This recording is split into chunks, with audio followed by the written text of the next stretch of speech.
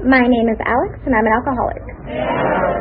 Tonight's speaker, along with a couple other people in the room, were at the first birthday party I ever went to sober. And I think one of the most important things for me as a newcomer was seeing people who have decades but stay in the middle of the bed and show us that we can have these happy, fulfilling lives. So I'm very excited to introduce Alex.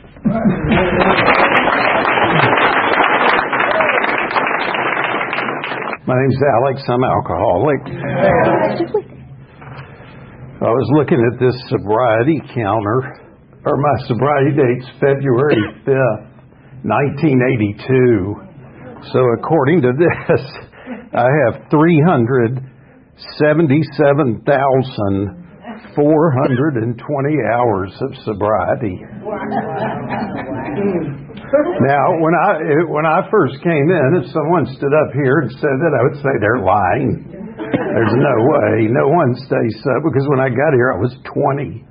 So obviously, when you're 20, someone that's got 43 years of sobriety, you're like, whatever. Now, if someone said they had 30 days of sobriety, you have my attention, because I couldn't go a week without drinking or using drugs from about the time I was, 13 years old. That was my whole life. And I actually came in here February 18th of 1980. And in fact, my first tomorrow, February 25th, 1980, I walked in that back door, and my now wife was standing against that wall. And I had scoped her out at a meeting about my friend, my buddy had been in some treatment centers, and he drugged me to a NA meeting over at Peachford. And I had absolutely no interest in being there. But I saw this girl, who's sitting right there, and she was in treatment at 17. I said, I want to meet her. And he said, you can't. He said, you can't do that. I said, well, let's sneak her out. Because I had a pocket full of drugs too, and take her up to my favorite watering hole, which was Green's Disco. Has anyone in here ever gotten drunk at Green's Disco? Anybody? That's why you're in AA, right? Did you ever go to penny a beer, quarter of schnapps? Whew, man. But anyhow, so my friend says we're going to this meeting, because I was ready. And I said, is that girl going to be there? He said, well, you can't, when you come in the program, you're not supposed to, that's not why you're going. I said, sure. And so I walked in, and we locked eyes. It was love at first sight. And we got married in 1980, August 15th. And she's been sober 45 years this summer. Now, I went in and out for a couple of years. That marriage thing was kind of frightening, so she had to endure me picking up about 11 more white chips. Us guys the women are usually the strong ones in the family. And so, thank God we're still married.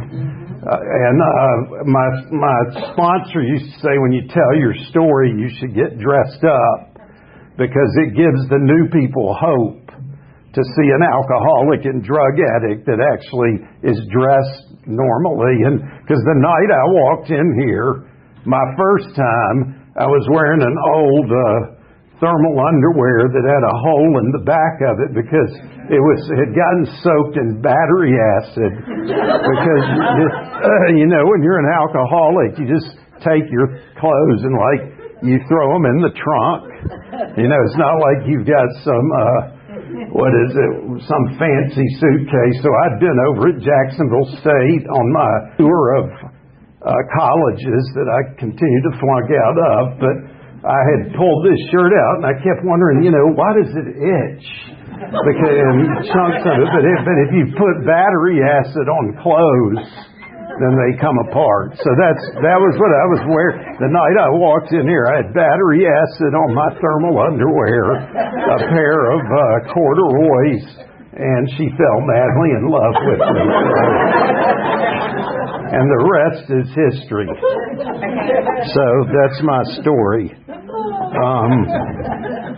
I said, we hope you won't find this in bad taste. Well, most of my prior to coming in here was bad taste, which I'm sure it was y'all's as well. But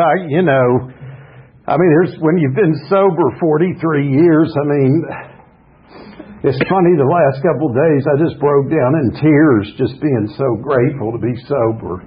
Because I've got 2 children, I've got 6 grandchildren, been married. And when I got here, I was burnt out and busted and nowhere to go. I'd flunked out of 3 colleges and couldn't keep a job. And, when you're 20 and you feel like your life's over, that's really how I felt.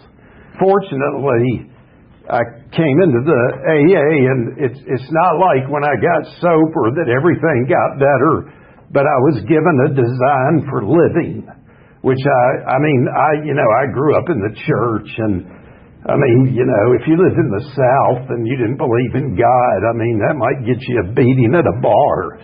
Even if you were sitting there drinking, and some guy said, well, I'm an atheist. You'd be like, what the hell? And you'd have to give him a beating for being an atheist while you're all sitting there drinking. Because you just, if you live in the South, you believe in God. Right? We did. That was just like, come on, man. And so, but it was just this like, yeah, I believe in God, like Shine a Light by the Rolling Stones and Simple Man by Leonard Skinner and God, Guts and Glory and just, but I'd never been given a like, hey, you're created for a reason other than just to satisfy your impulses. And that God created you for a reason to maybe do something for others, which I had absolutely no interest in doing unless there was a mutual exchange, which, when you're an alcoholic, that's kind of how we live. You got some for me, I got some for you. If you don't, well, it's been nice knowing you. And that was kind of how I lived. I don't know if y'all can relate to that, but anyhow, I didn't grow up. Used to be when I came in, these people would tell these great stories about how they'd been in motorcycle gangs and 8 prisons and shot people. And, it was almost like if you had this great story, you got put on the speaker circuit. And, but then you start thinking that half of that's not true. And, when you really think about it, I'm really just an average kid from an average family in Doraville, Georgia. And I grew up just down the street. Went to Sequoia High School. Chances are if you graduated from Sequoia, instead of going to Harvard, you probably went to AA. And they're right. Am I right? Huh? We really put out a lot of alcoholics and drug addicts, didn't we? We had a good time, though, didn't we? Huh? Did you have a good time? I did. I don't remember any trigonometry or anything, but I learned how to measure, stuff. And this distribution and marketing, right? Yeah. All right. I just grew up. My dad was an alcoholic. My family, it's funny as you get older, like when I was younger, I had this view of my father as, my father's mean and, and all this stuff. You're a kid, you're like, he was so rough on me. Well, he wasn't touchy-feely, but it's funny, as you age, you gather respect for your father. And you also start seeing, man, my parents were just doing the best they could, too. Because I have a lot of alcoholics and drug addicts and depressed people in my family, which you just kind of didn't talk about. Like my father would tell me, hey, your great-grandfather committed suicide. And I'd be like, what? He's like, yeah, he shot himself over some failed land deal. And I was like, really? That's terrible. He's like, yeah, Braves won last night, and you know that. But I mean, that's kind of like, I mean, and I had a first cousin that died of a drug overdose. In fact, I'm going to my uncle's funeral, and both his kids died of drug overdoses, because that's what my family does. And I remember my dad called to tell me same thing, you know, oh gosh, Andrew died of a drug overdose last night. Isn't that sad? Yeah. Did you watch the Braves? I mean, that's kind of how, you know, that was how we talked to each other. I mean, there just wasn't a lot of, you know, touchy-feely. It's just you get along, you go along, you do the best you can, and if you feel bad, who's talking about feelings? I mean, are you kidding me? You feel what? Just get your ass to work, son. And so, you know, you suppress a lot of stuff growing up, and you know, and the great thing about the program is you know, we kind of uncover it as we get sober. But God, if I'd had to uncover all that stuff when I walked through the door, I don't know if I could. I couldn't handle a lot of stuff. But that's what's so magnificent about the program is you know, we see, hey, we are bodily and mentally different than others. But that doesn't mean I can't have a life. And so, you know, I got drunk. I got thrown in jail. I didn't go to prison. I just did stupid stuff that you do. But as my drinking and drug use progressed, you could see, you know, the insanity progresses with it. Just, you know, even at 18, 19, my old friends start distancing yourself. Of course, I got thrown out of basketball. I got in trouble with the Dorville. The Dorville cops, for some reason, always had some issue with me. You know, they were always after me. I mean, like I must be like Al Capone or something, you know. But it's like, why do the police keep bothering me? I mean, I was just driving up a one-way street the wrong way, drinking. I mean, what's the problem, man? Why are they picking on me, man? You know, it ain't fair. I mean, I was trying to come home early. You know, and there was always some excuse like that. But anyhow, so I got in trouble with the cops. And I mean, I think I knew from the first time I drank. I think we all do. I mean, to me, it was like magic. It's like the first time I drank alcohol. I mean, I don't want to be sacrilegious, but it was like I'd been born again. You know, like I mean, I know it was the first time I snorted cocaine. But the problem is it only lasted 15 minutes. But now alcohol, I love to drink. And I like to do drugs that would keep me up where I could drink like for hours on end, you know. Get drunk and get rowdy. I mean, that was kind of all, and that's what I like to do is get drunk, get rowdy and yell and just get in trouble and just kind of just the hell with everybody. And so that doesn't work in like our society. You quickly find out that there's no place for that type person. They send you to prison, or they send you to the nut house, or you end up dead. And I was certainly headed in one of those directions. So I had this friend that started going to the program, and I knew. And I'm not going to go into much of stories. I got in trouble. I got kicked off the senior trip for fighting. And like I said, got thrown out of athletics. And, you know, you're always getting these lectures. You know, why don't you live up to your potential? And I'm like, why don't you get out of my face, man? You know, why don't you leave me alone? I want to get high. And you're in the, so you migrate to only people that drink like I do. That's why so many of my old friends are in here are either dead. One of them's laying up at Shepherd's right now.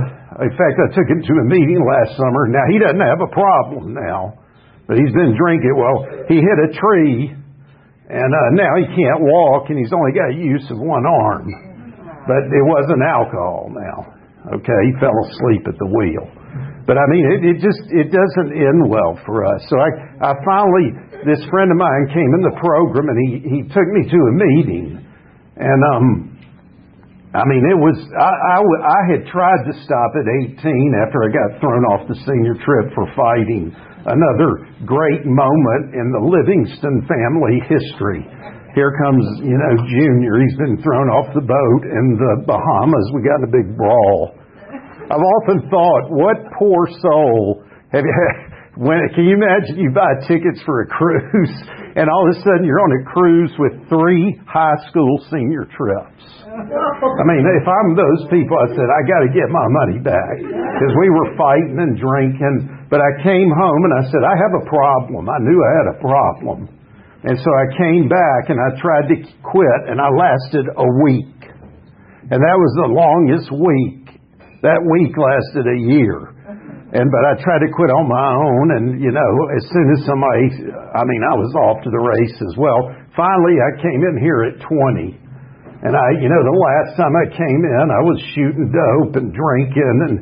I remember one of the last times I drank, we were drinking moonshine out of an ashtray. Because the reason you did that is you had to light it to see if it turns blue, you can drink it. If it turns green, it's got wood poison. And it'll blind you.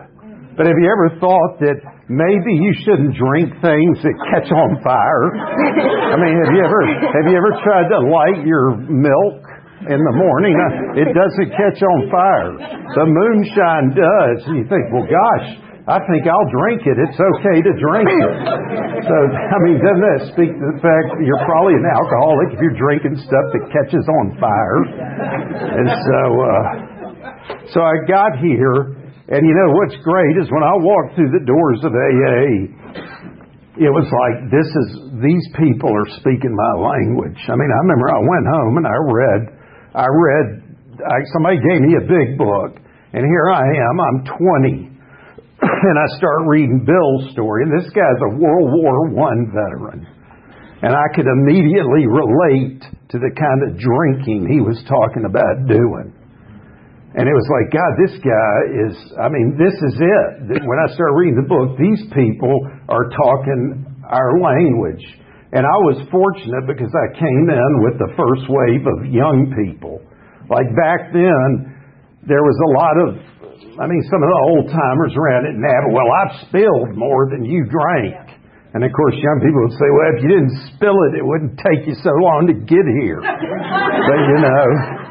But also I think the fact that most of us were also doing drugs, and I know this is singleness of purpose, and again, alcohol is my first love, or was. But the point was the drugs accelerated the addiction. You just got on this fast track to nowhere. And so a lot of us came in, and I remember there was a guy, I came into NA, and I don't want to speak ill of another program, but at that time NA was fairly new. And so, there was a lot of people my age, well, we were kind of just doing the same crap we used to do, but we weren't using. Well, I didn't come in to have long hair and, live the old life. I wanted to have a new life. And I'd see people with 4 or 5 years sobriety and they're still kind of don't have a job or kind of living off the grid. And I'm like, I don't want to live off the grid. I can do that. I know how to do that. I'd like to get sober and maybe have a life, like a job and a family and all that. So I went, and the thing in NA too, there wasn't a lot of time. If you had 5 years, you were like a guru. So I went over to this place called Biscayne Room, where there were people like Hal Calhoun, and Rusty showed up, and I'm trying to see anybody. But these people told me the truth. They were older than I was, but they said, son, you're going to die. You're going to be dead before you're 25, and this is what you got to do to get sober. Now, if you don't want to do it, go back out and try some controlled drinking and see how that works for you. And, we all keep an extra suit for when we go to funerals for people like you. And so they told me the truth. I had a sponsor. He finally set me down after I'd gotten married and my 11th white chip. And I said, he set me down. He said, if you don't work this program, you'll never see 25. And I believe that. I don't think I would have lived to see 25. I clean up nicely, but back then it was kind of a different story. But my poor wife, I'll never remember the last night I got drunk. I went and got hammered up at Buckhead Saloon. And of course I was yelling at the band and they threw me out. When a bluegrass band is playing and you keep screaming, play Aerosmith, they're kind of like, get this guy out of here, man. So out the door I was thrown. I come home, I throw up in the front yard, threw up on our cat, ended up at the bottom of my son's crib with my pants around my ankles. And I remember the next morning I woke up. Of course, Claudia says, "Hi, did you have fun last night? Would you like some eggs? Like you get Al-Anon?" Of course, I'm like, "No, I don't want anything to eat." But I remember my son, who's now 44, was looking over his crib at his father. And it struck me, my dad was an alcoholic. I said, I'm going to end up just like my father. And that's what I don't want to be. And so that was the last drink I ever took. And there's a place in the big book, we stay sober one day at a time. But in the big book it says all reservations that I could ever drink, and in my case also use drugs successfully, had to be smashed. And they were. Because I knew, I've always known I was an alcoholic. Really from when I was 15, I knew there was something wrong with me because all I wanted to do was drink and get high. But I knew at that point that I had to do what these people told me. And thank God I listened at that time. Now, if some of you have picked up multiple chips, I pray you won't quit, but I also pray you won't think that there's one more recovery left. Because when you've been around 43 years, I've been to a lot of funerals and seen a lot of people that I love in here die. And they say, well, I'm just going to go out and, experiment. Well, it might be the last time. And so I'm just thankful that these people like Hal and Craig and Judy and, all these old-timers told me the truth and also put up with all my BS. Rusty and I, we were like oil and water. Here's this guy just comes out of the Marines with his crew cut, and here I am with my long hair. And Ray, we used to argue, and he thought I was a loudmouth, spoiled-ass punk, which I was. And he was a feisty, just retired Marine captain that would, if he could have, would have taken me out back and given me a beating at that time. But what's so magnificent is here Rusty and I are both sober. He's 2 weeks behind me, I think, and two people who are so totally different have come into this program. And that's what's so great about the program is it says that normally people like us would never mix, but that we found this common miracle. And one alcoholic talking to another can immediately establish a relationship and rapport with them like that. When I started talking to people in the program, they started talking about the way they drink. I was like, yeah, you get it. Now, if I go to church or something, which I go to, and I start talking to people about the way we drink and stuff, or even if you talk to normal people, they're like, well, that's terrible. But if you're talking to a bunch of drunks, you tell a story like, yeah, man, I drove my car and I ran over a tree. People will all start laughing, God, what a great story. You drove your car through a golf course and, we think that stuff's funny. Because I think it's like gallows humor. We lived through it. But so people out in the world, they don't get alcoholics. They'll tell you they do. But what's great is you can come in this program like I did, and I finished college, and I got kids, and I remember I started in business, and I went to this old-timer named John Holmes, and he owned his own business, and he'd come in sleeping in an orange grove in his car. And he said, listen, man, I said, well, what do you do when you're out on a sales call and you got to take people to dinner, but you don't drink? Because, back when I started in business in the 80s and stuff, people drank a lot. It was just, he said, as long as you're buying, they don't care. And it's true. I would take people to dinner, and if someone's a normal drinker, they don't care if you don't drink. Only alcoholics get upset. Like when I was with people, when I was drinking and using, and they said they didn't drink or use, I was like, man, what's this guy doing here? Let's get him out of here. I don't want to be around this guy because it's shining a light on my insanity, but it's also, I don't want to hang around with somebody who's going to have one drink. I mean, what a drag, man. I want to be around people that are just freaking, let's go set something on fire tonight. Are you right? So when I go take people to dinner, they don't care. Oh, you don't drink? Oh, okay. Well, are you buying? Yeah, well, great. And so they would just sit there and drink, and you're our designated driver. So all these things that I thought would limit me from being a part of society, that's just up in my mind. People don't care. I mean, it's uncomfortable. I mean, you go to a neighborhood party and want a beer? Well, I'll have some iced tea. Okay.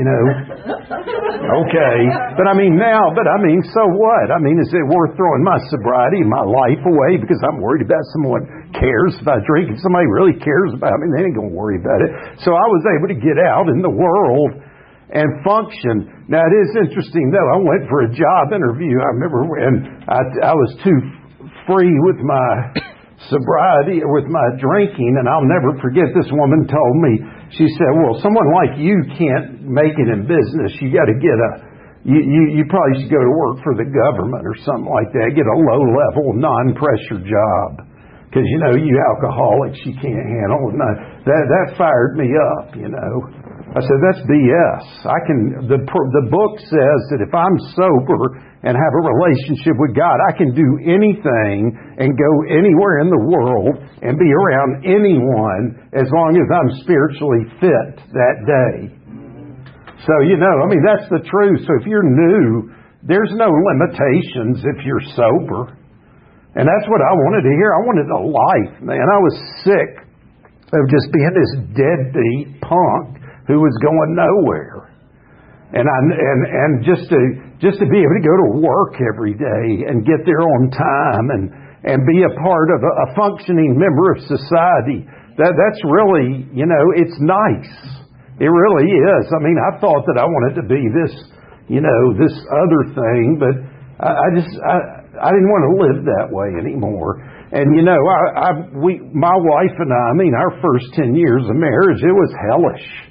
If you put two alcoholics together and we're working on things, and our son was born 7 months after we got married, and of course I tried to leave our marriage and went home to my dad, and my dad said, son, you're 20, you're married. He said, you can go home to your house or you can go find a bridge to sleep under because you are never coming through these doors again. He said, which was a beautiful thing. It made me grow up. But, here we are. And I was not a good husband. I mean, just because you're in the program doesn't work you. And I was selfish. And, I just wasn't a good husband. I did things I'm very ashamed of. And my wife, God bless her, about 10 years sober, she ends up in this terrible depression. Now, let me tell you something, folks. If you're taking medicine for depression or something like that, and somebody tells you to get off of it, you need to tell that person, I don't want to hear. It says in the book that be quick to see where people of medicine are. Okay, if I'm on something for depression, am I going to listen to a doctor, or am I going to listen to a dude that was sleeping under their bridge a year ago?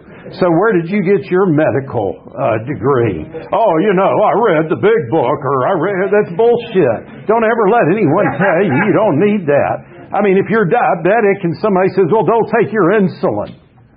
That's insane, man. So if you're in a program and somebody says you got issues, and they start telling you not to take your medication, you need to get away from them fast, man. You put a gun to your head. My wife, I saw her. If you've ever seen somebody with true mental illness, it's like when my wife was up in bed, catatonic, in a fetal position. Well, what step is she working? I was like, how the hell do you work a step when you're in a fetal position, man, and you're freaking out? So she went into the hospital, and what's interesting is I went to see this counselor, And here I was doing my bad husband thing. And this counselor said, you know what? Your wife might come out of the hospital and not even want to be married to your sorry ass. And so I was like, it was like I had some work to do. And also, mental illness runs through my family. I mean, I've been on antidepressant for 30 freaking years. And that just got me back on the playing field. I mean, how the hell can you work steps when I'm, my mind, when I'm going insane? I got suicidal people in my family. So when people in the program start trying to play doctor, it's like, sure, bro, where's your degree from? Freaking Green's Disco? I mean, come on, yeah. I got my PhD in pharmacology down here, I mixed up some good crystal meth. I know all of that. I mean, forget about it. Seriously, don't listen to those people. I also went to church, man. It says be quick to see where religious people are right, man. I'm going to take any avenue that's going to help me get better. I mean, I love reading the Bible and talking about Jesus, and I love reading the big book. People at church don't get us. I tried to leave. I got all spiritual, said I don't need to go to AA anymore. I've got church. Well, I almost got drunk. Because when you start talking about somebody they don't know our disease, they don't know how to do. There are some groups like some Alcoholics Victoria, but I mean, it's like, well, I got sober 30 days. The dude got 30 days is the most time in the room. No. I got to be around people with time and experience and recovery. So you can have both. And so, and you can, I mean, I can't even begin to tell you how, AA has equipped me to trudge the road to happy destiny. I bought a business, I sold it last year, but my daughter got married to this terrible deadbeat, and he went and got himself killed. And so I'm raising 3 grandsons now part-time. And let me tell you something. Our grandsons are buck wild, son. And I talk about how these kids, why these kids act like this, man? And somebody will say, are you kidding? They're your bloodline, man. I mean, that's kind of stupid for me to think I'm going to have sons or daughter and grandchild that act like, well, yes, we want to go to school and study. I mean, why, yes, we want to listen to the teacher. I mean, that's stupid. And so, but I almost, if I told my story here 11 years ago, that's before my daughter and her ex-husband, who's dead now, God rest his soul, that's back before I went to war with him. Because he was, my daughter's no princess. I can tell you she's wild like I am. But he was a dead ass beat husband. And they got divorced and we went to war. I said, I threatened to kill him a couple times. And I said, but what I recognized is I was trying to control the outcome with this guy, I was trying to play God in his life. Now, you got to protect your family, but, I mean, that was the last 10 years, and, and my grandsons, they're 15, 13, and 12. And, they've seen their parents divorce and their father die. I'll tell you what, man, if I didn't have this program, I would not have been able to sit those boys down the morning of August 29th and said, boys, I got bad news. Your dad got killed last night in a single car accident. I mean, I couldn't have done that without this program. But also this program told me, chances are he was wasted. He ran up under a truck and almost decapitated himself. But I told him, I said, boys, your father was at work. He was trying to work for you guys, man. Now, he probably wasn't. But the program has told me that I keep my mouth shut. I don't have to be bitter. Now, there's times I want to tell them, hey, man, y'all taught me you just keep your mouth shut and you do the right thing. And there's days, man, I don't want to deal with them. I want to be retired. I'm 65. I want to go to the beach and but the program says we have to keep living, And so, I mean, the last 10 years really taught me a lot of humility, and it also shone a light on my glaring character defects. My biggest is my volatility. I mean, I was getting after my grandson Friday, man. I was pointing at his ass. I said, "You disrespect your mother like that," and me. I mean, and of course, in our family, we'll just argue and fight in front of anybody. And somebody's looking, we're like, "What are you looking at? You don't even know what the fuck's going on, man."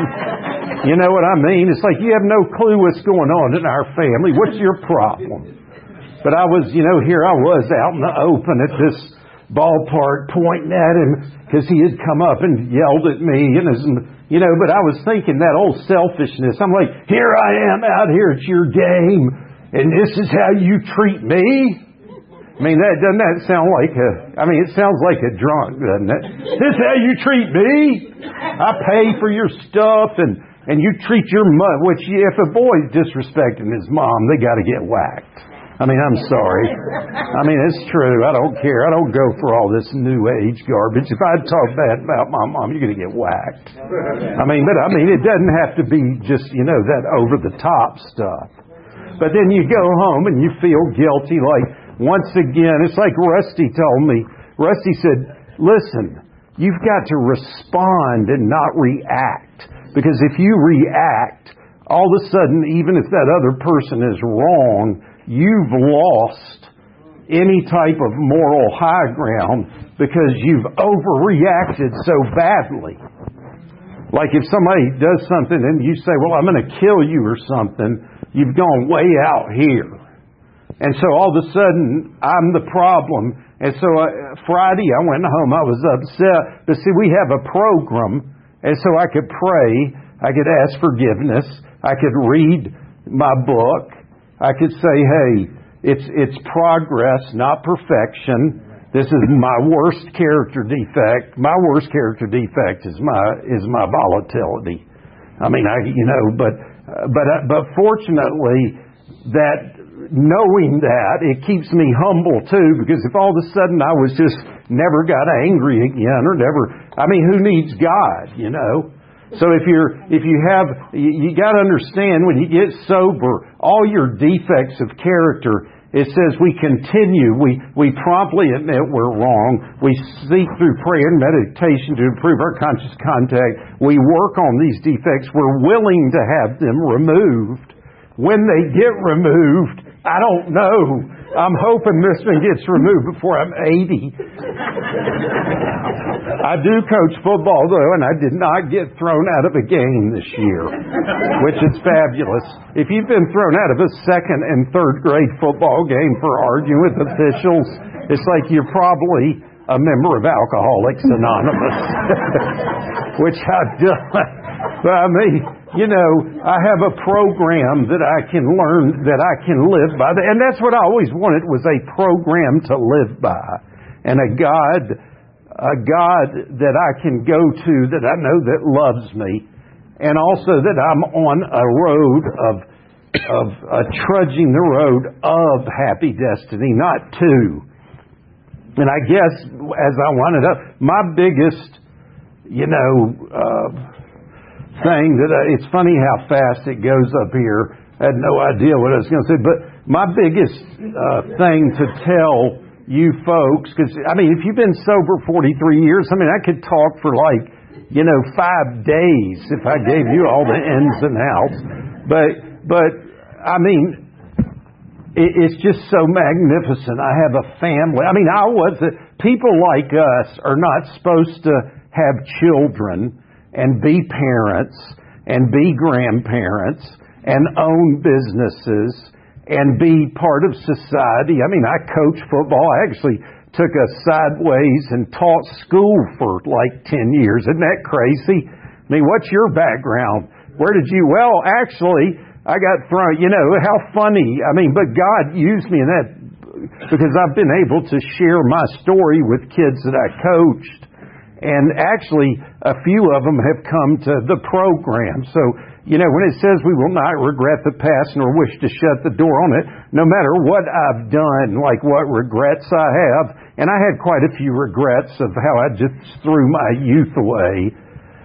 But yet God has used that for me to be able to share, with young people now. And I enjoy coaching. I coach football and all that fun stuff. I mean, I love athletics, but He's been able to use me in that capacity. For some reason, me and the worst kid on the team always bond. Because I get them, I get them. The kids that, yes sir. I don't get the ones that say, fuck you, coach. Like my grandson. I mean, I get them. Excuse my language, but I get them because I know, we're able to reach out to them and bond with them, you see. And to speak into their life. And then it's so beautiful when they come back to you and say, man, coach, thanks for not giving up on me. Or you get a letter just out of nowhere, just like, thank you for being a part of my life. So sobriety's good, man. I fell on my knees Saturday. I was working out, and for some reason I just got hit with this. I was thinking about telling my story, and I just got overwhelmed with gratitude. Because it's almost like the longer you stay sober and the more you see your life, you're coming a culmination. It's like, man, I should have never had this life if not for the people of this program. So if you're new, man, don't give up. Don't give in. Don't think, well, hey, I'm here. And if you do it one day at a time, you will be, great miracles will occur in your life. I don't care what age you are. I don't care how long I don't care what you've done in the past. I mean, God can forgive.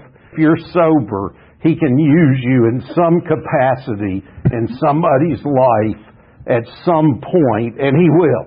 Thank you for having me tonight.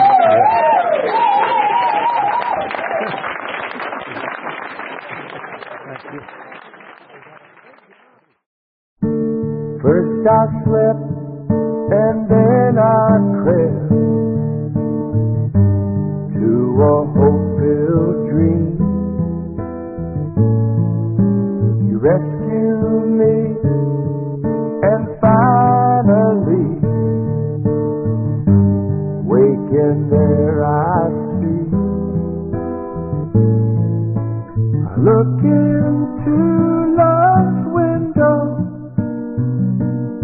for a soul that's meant for me. Takes me where the promises are real.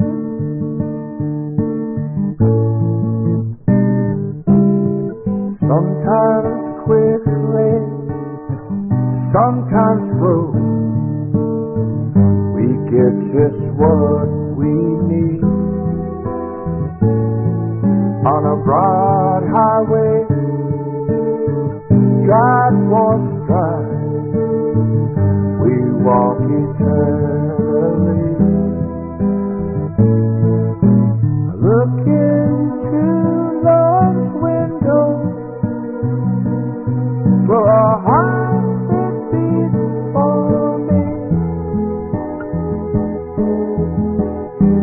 Takes me where the promises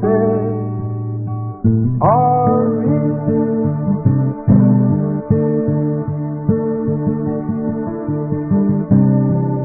And I always long for something that sets me free.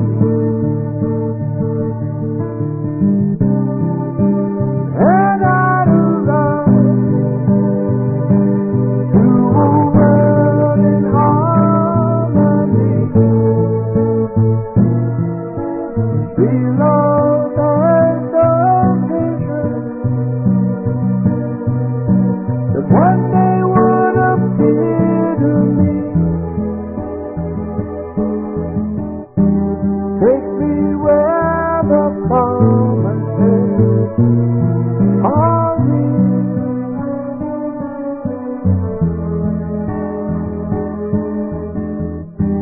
Take me where the promises are real.